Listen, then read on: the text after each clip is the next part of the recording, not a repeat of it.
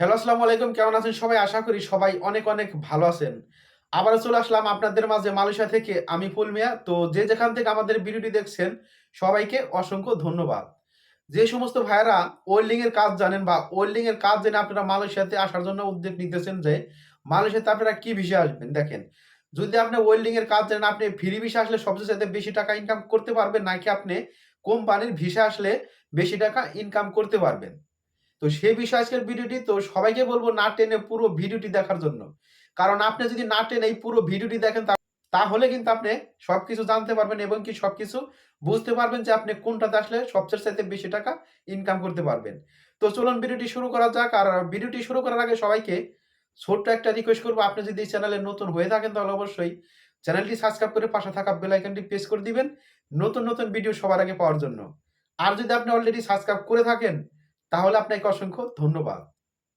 যে সমস্ত ভাইয়েরা ওয়েল্ডিং এর কাজ জানেন, ওয়েল্ডিং এর কাজ জেনে আপনারা মালয়েশিয়া আসবেন, কিন্তু আপনি কোম্পানি ভিসা আসবেন নাকি আপনি ফ্রি ভিসা আসবেন? কোনটাতে আসলে আপনারা সবচেয়ে চাইতে বেশি টাকা ইনকাম করতে পারবেন?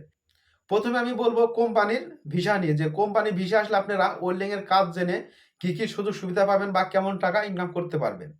তো দেখেন, যখন আপনি একটা কোম্পানিতে আসবেন, কোম্পানিতে আসার পর যখন কাজ করবেন আপনি কিন্তু নতুন। আপনি যতই কাজ জানেন না কেন আপনি কিন্তু নতুন, আপনি কিন্তু হেল্পার। যেহেতু আপনি একটা কোম্পানিতে আসছেন সেখানে কিন্তু আপনার কোম্পানির নিয়ম মেনে চলতে হবে। কোম্পানির নিয়ম মেনে আপনাকে কাজ করতে হবে। মালয়েশিয়াতে কিন্তু আপনার পুরাতন এবং নতুন সবারই কিন্তু বেতন সেম। হয়তোবা ১৫০০ রিঙ্গিত। কারো কিন্তু আপনার বেতন কম বেশি নেই। হয়তোবা আপনি নতুন আসছেন, আপনার বেতনটা কম দিবে। আর হয়তোবা আরেকজনের পুরাতন বা ১০ বছর ১৫ বছর হয়েছে, তাদের বেতনটা বেশি দিবে। এরকম কিন্তু কোনো সিস্টেম নেই। তো এর জন্য বলব, দেখেন, আপনি যদি ওয়েল্ডিং এর কাজ জানেন, যেকোনো একটা কোম্পানিতে আসেন, সেক্ষেত্রে কিন্তু আপনার ওই বেসিক বেতনে আপনাকে কাজ করতে হবে।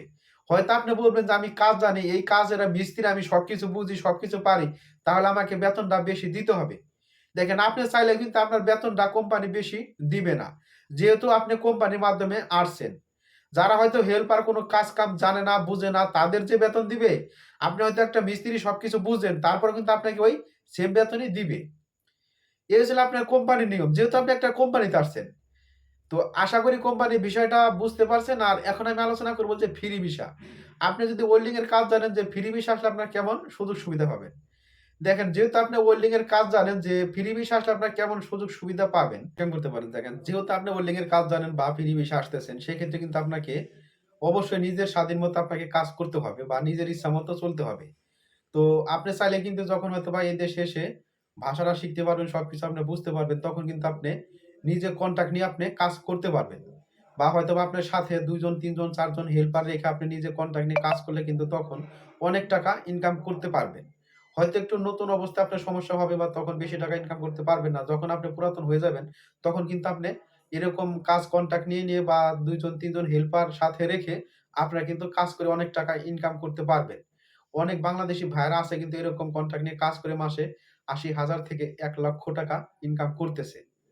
তো সবাইকে বলব যে যদি আপনি ওয়েল্ডিং এর কাজ জানেন তাহলে আপনি অবশ্যই হয়তোবা ফ্রি বেশি আসার জন্য চেষ্টা করবেন। কিন্তু কোম্পানিতে আসলে কিন্তু আপনি কখনোই হয়তোবা বেতন বেশি পাবেন না। হয়তো আপনাকে দিতে পারে অ্যালাউন্স। অ্যালাউন্স হয়তোবা আপনি হয়তো একটা মিস্ত্রি, আপনি সবকিছু বুঝেন ভালো।